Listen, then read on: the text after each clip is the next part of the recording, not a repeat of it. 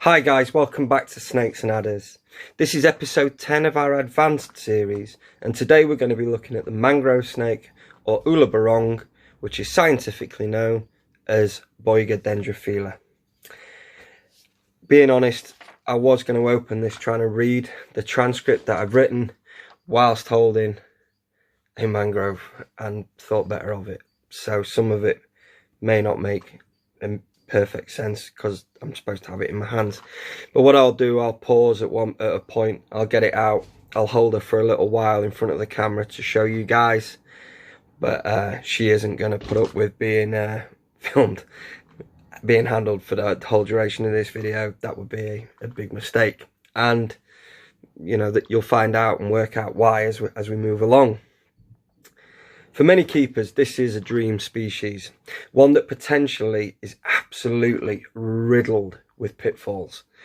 It's easy to understand why the species is so coveted. Just look at it. Oh, I haven't got it. There you go. Look at them. Absolutely amazing looking. They don't do them any justice. You're going to see just how impressive they are when you see her in a moment. Even given time, it's hard to think of a more visually striking animal. The combination of high gloss blue blacks with the contrasting yolk yellows, coupled with the eventual adult size, make for one of the most ultimate display species. Most keepers know this is the snake that they see before you. Again, you'll see it in a minute, with the yellow and black contrasting bands. And the subspecies that's most imported is Boiga dendrophila from Java, and also probably the one that's most consigned to death, but we'll get to that in a moment. This is actually, through research looking at this, quite a large and complex set of subspecies. The species was first described by Boie in 1827 as Dipsas dendrophila. Oddly enough, this is a New World genus, meaning the Americas, and they feed on they are slug and snail eating species. So that was a weird choice. Further work was undertaken by Bibron and Dumeril in 1854 when they named Boiga dendrophila gemicincta as a subspecies. This from Sulawesi. Boulanger can be credited with recognising the diversity within the dendrophila species with his paper that was published in 1896 that identified Boiga dendrophila annectans, Boiga dendrophila latifasciata, Boiga dendrophila melanota, and Boiga dendrophila multicincta.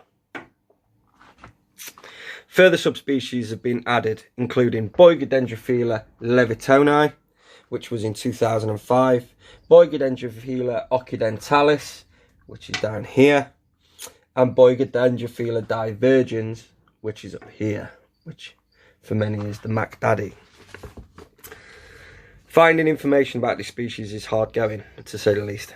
I did, however, manage to find a distribution map for the subspecies considered at the time that the paper was written in 1981 by G. Peels. And I've just put that down here. It's just a tiny little thing. But this pretty much follows suit.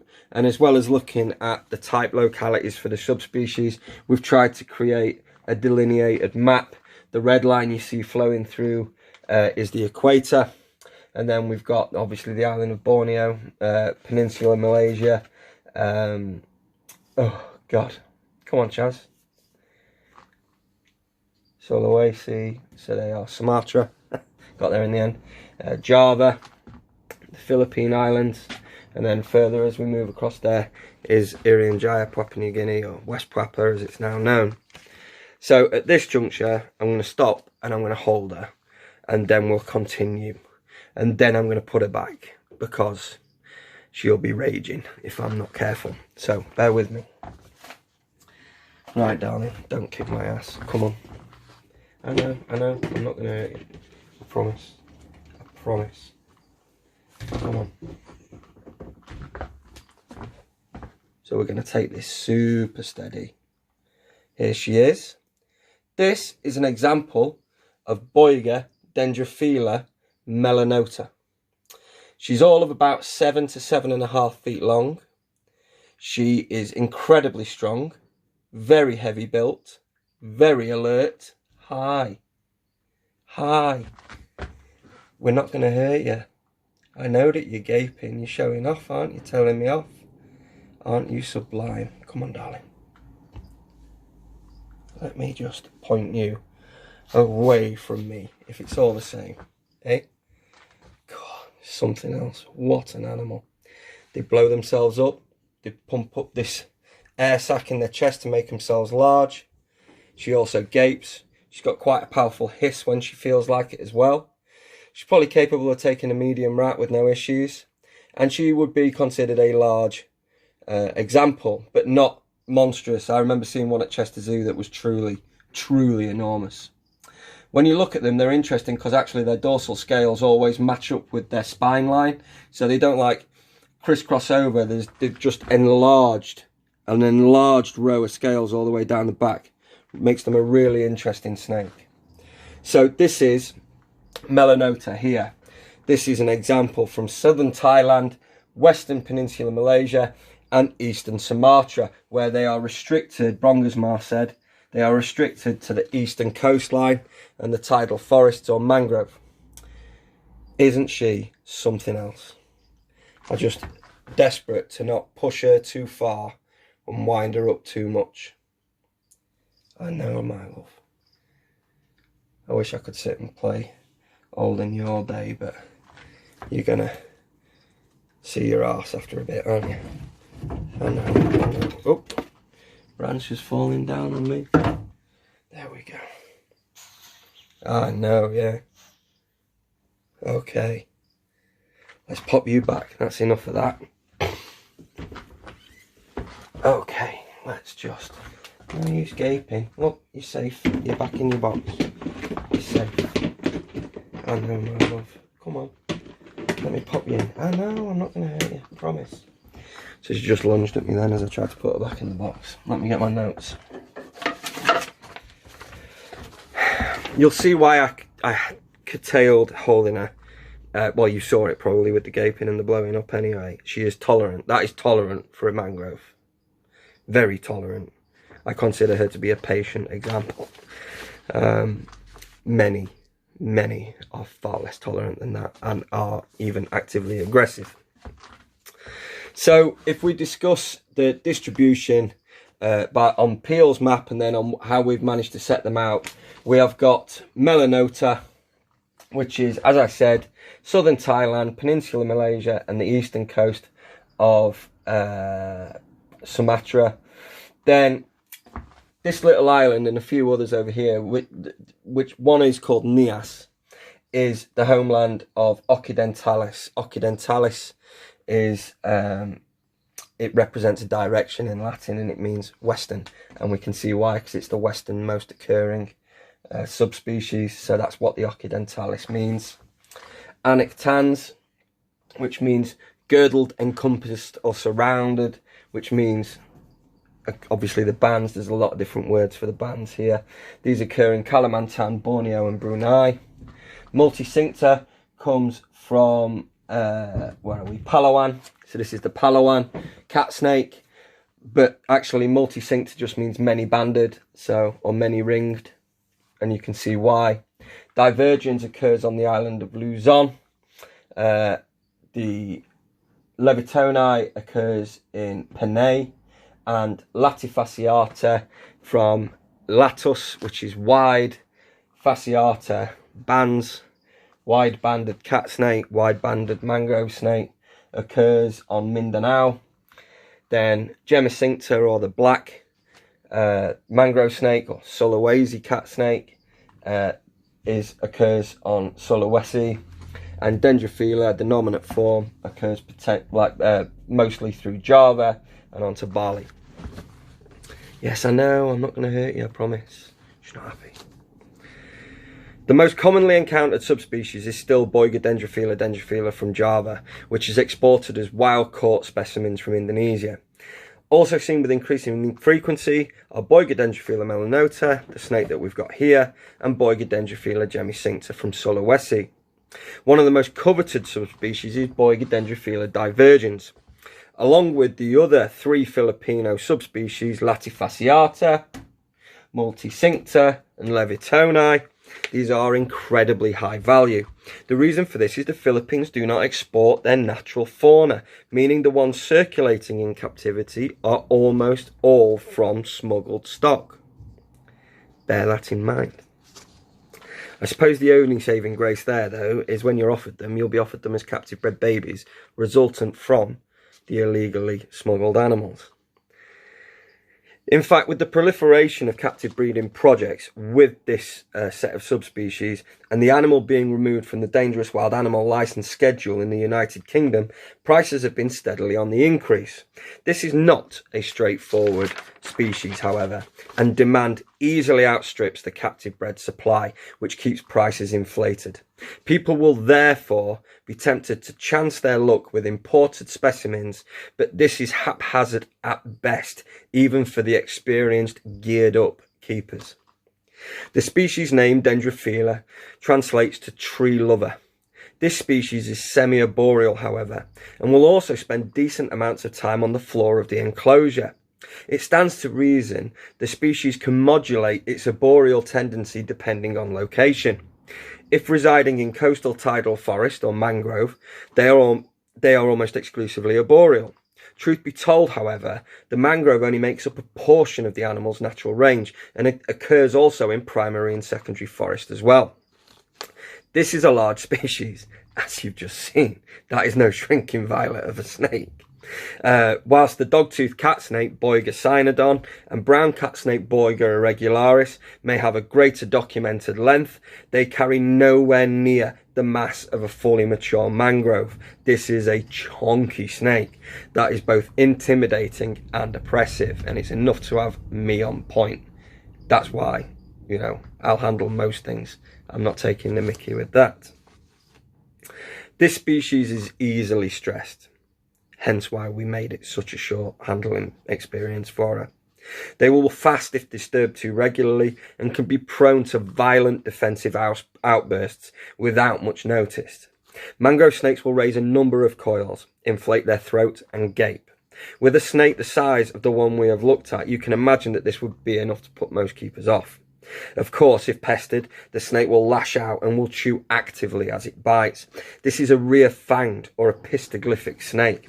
It has a specialised enlarged gland called the Devoines gland, which produces a highly modified saliva that is venomous. Enlarged grooved teeth towards the rear, but actually more in the middle of the mouth, deliver this venom. So these are your enlarged specialised fangs. These are the epistoglyphs. This is the skull of a Boiga dendrophila. So you can see your standard teeth, these enlarged angles, the gland and ducting, and it sits here just behind the eye, the Devoines gland. Where am I? In the UK, we have a dangerous wild animal licence, and for a long time mangrove snakes were on the schedule, meaning only those with insurance and professionally checked enclosures could keep them, unless it was so illegally. The paucity of captive breeding projects meant that only the very cheap and usually very weak, dehydrated and heavily parasitised wild-caught mangroves were available, and for the most part people didn't bother. Once removed from the schedule, interest spiked, as you can well imagine. Animals long coveted for their looks were now available to the general keeper. No doubt far greater numbers were now keeping this species, but for the most part these were still failures because the animals were so knackered by the time they landed here. Eventually, committed keepers finally began to crack the riddle of settling this species in and acclimatising them to captivity. All too often keepers rush to treat newly arrived animals, and this includes worming them. Products like Panicure or fenbendazole are haphazard and will remove all gut flora, including the stuff we want to keep that keeps the immune system of the snake going. Far better is to rehydrate the animal. Through a thorough series of probiotic baths in which the animal can lay in for up to an hour at a time. See, stress leaches salts, electrolytes and amino acids from the animal. Stress is also proven to irritate the gastrointestinal tract and ulcerate these surfaces on occasion. A settling in period with regular hydration baths should be used. When you decide to commence feeding trials, far more modest meals than the snake is actually capable of should be used. Sorry, it's a long one, this one. Due to how high-strung the snake is, tongue feeding may well be impossible, as the snake sees you as far more of a threat than the prey. Leaving defrosted prey near the opening into a hide may be a better option. Trials will need to take place. Some accept defrost rodents with no issue. Others will require chick scenting, chicks themselves, or even quail. Initially, most will, once settled, move on to rats and, or mice, depending on the size of the example that we're using. Some may fast for considerable amounts of time. This becomes a game of chicken. Force feeding and other interventions almost always compound the issues and may actually make things worse. So a certain amount of hope is required with this species. To state that all these issues are removed by being captive bred would be a lie, but they are considerably improved. Captive bred babies can be coaxed into feeding easier than many wild caught animals. And although scenting may be required, they can be established relatively easily and will take unscented prey, mice and rats of appropriate size, without issue. Babies are slender, but the sheer size of their noggin means that they can accept pinks without issue from birth. Captive bred babies of smaller Boiga species are a total nightmare. See Boiga celanensis and Boiga multimaculata, which are liable to send even the most committed keeper grey with stress. This is not a snake that will thank you for regular interaction. They will tolerate you at best. Tame is not a word I would use to describe this species. If they feel harassed, even regularly worked with animals may still S up and gape. That's a regularly worked with animal. And she still sees her arse almost immediately when you get her out.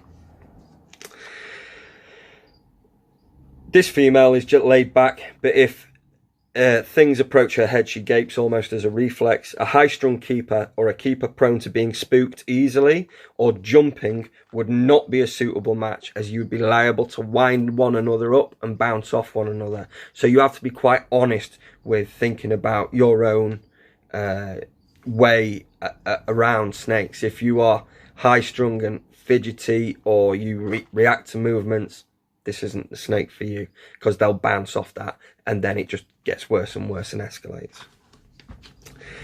I've never bred this species, so I'm not going to talk in too much depth. All the species are egg layers, and the incubation temperature of around 29 degrees with a vermiculite to water ratio of 3.5 to 1 by volume would be used if it was me.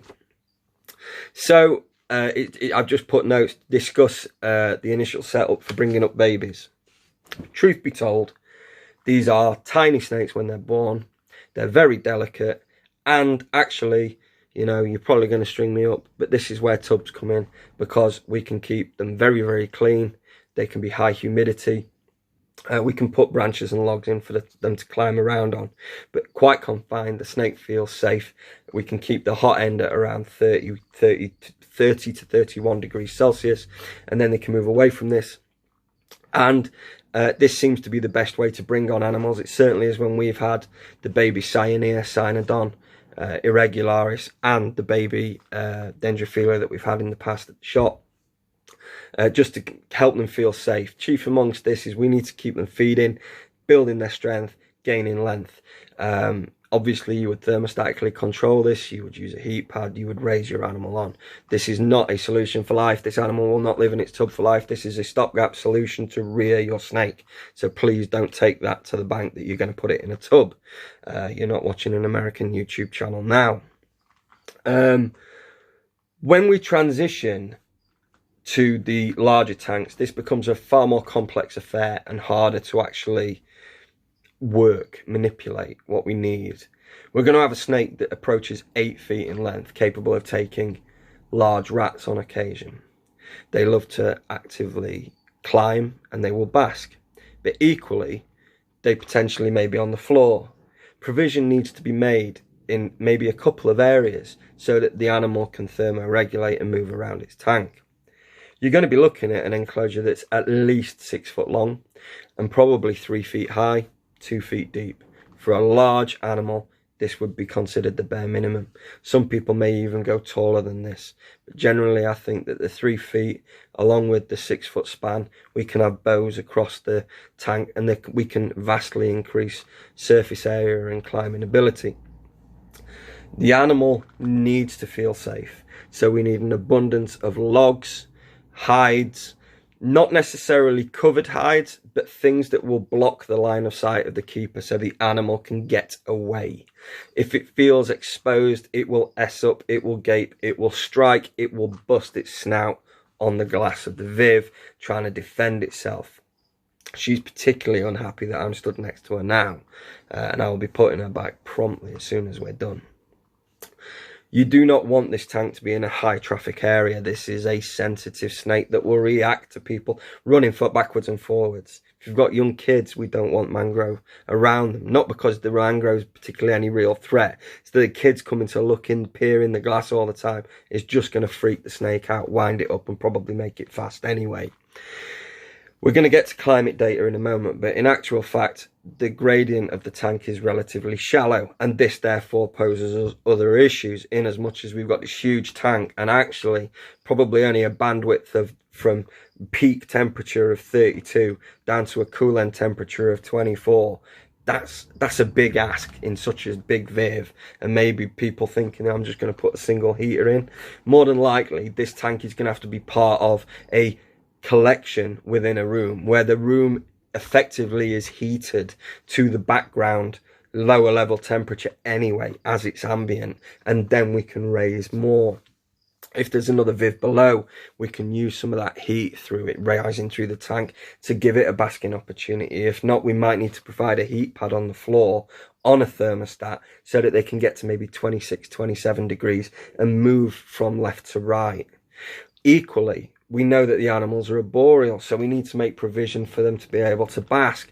For me, this would be done in a dome, and I would use a ceramic bulb, which is non-light emitting. I'd use a 250 watt ceramic, maybe even 250 watt ceramics in paired parallel domes. And these would be fitted to a thermostat, which would have a day-night function, where we could provide a basking temperature of around 31 degrees on the basking log, and this would drop to our 24 degrees at night, meaning at no point would the animal ever just be left hanging or at room temperature. We would need to make sure that these animals are kept nice and warm, that their immune systems keep running, particularly if we're going to be working with imported animals, which I'll just flat not recommend.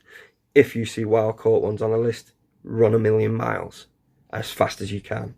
You don't want an imported mangrove, you want a captive bred mangrove, and even then they can be a pain in the ass. Lots and lots of plants, branches, lianas, cork bark tubes, cork bark flats, maybe some of the resin hides that are on the market in various strategic points across the tank, a container that's large enough for them to bathe in. This is an animal that is predominantly from very high humidity regions, and it will require the humidity to be able to shed its skin. This therefore goes to extension that if this is a wooden viv, you're going to need to seal the hell out of it to make sure that it doesn't blow and rot almost immediately when you put the animal in. So you need to put some, whether it's pond sealing treatments, glass lining it, perspex lining it, definitely silicone sealing it as a bare minimum.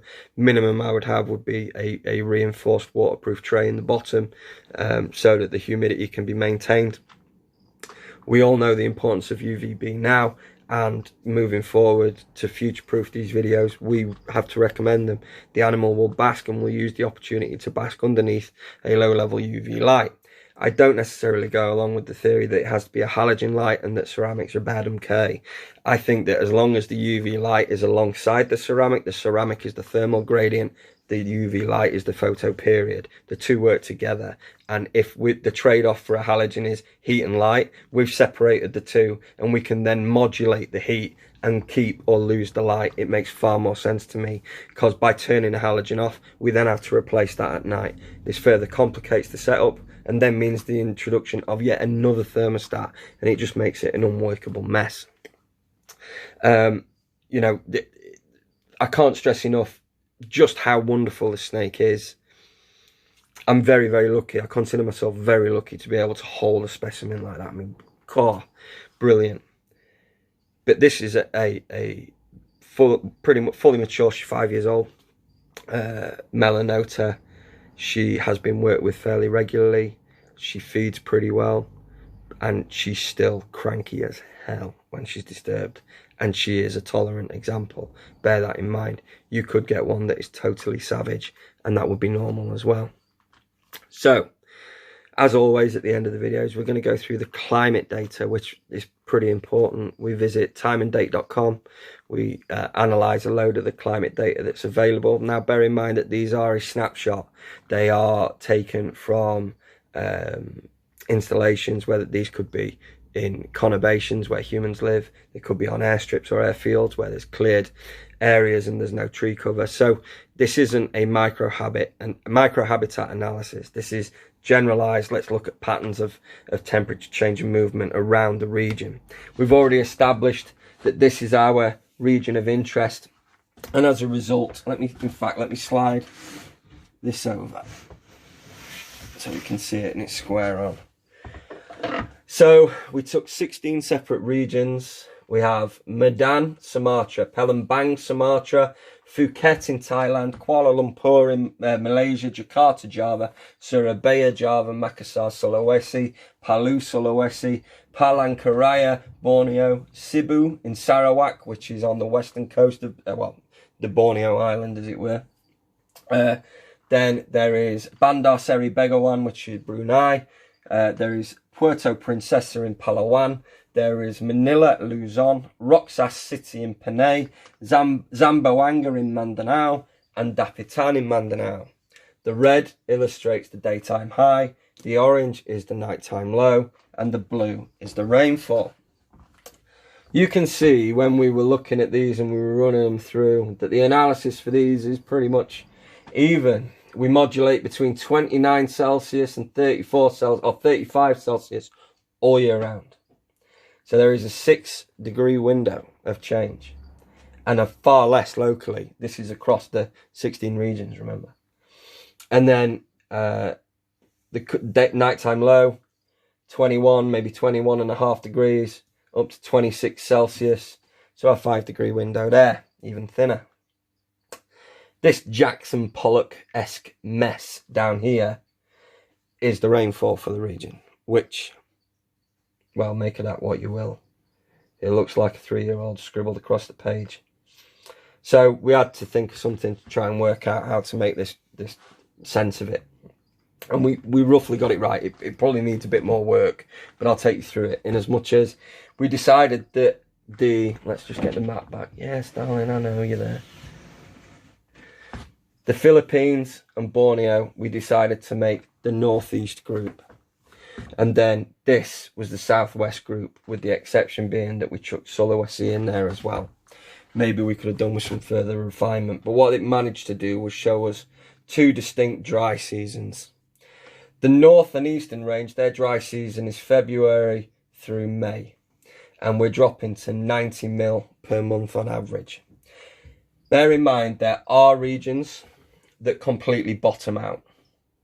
So, you know, we've got ones where they're, in August they're actually droughting, you know, and I think that's more for the other group. But the point is, these actually have been really chamfered quite heavily by their various areas. I would encourage you, if you're working, say, with divergens or levitoni, that you would look at their region, because you probably find they're far more extreme in their change. But obviously we're looking at 16 separate regions and trying to make sense of it. So the north and eastern range, the dry season runs from February through to May, and then the wet season arrives September, October, November, where we're peaking at 170 mil per month, which is a considerable amount of rainfall. On average, the south and western range runs far drier. Their wet season actually effectively is later in the year, and it is around December through till maybe March, April, and then things start to bottom out. And their season, a dry season, runs from June to August, where we drop to as little as 70 mil per month. So there does seem to be quite a considerable amount of modulation between precipitation in those regions. Daytime high and nighttime low, there's nothing really to discuss. We average them out. You've basically got a, what does it move? 31 to 33. 23.5 to 24.5. There's a degree in it.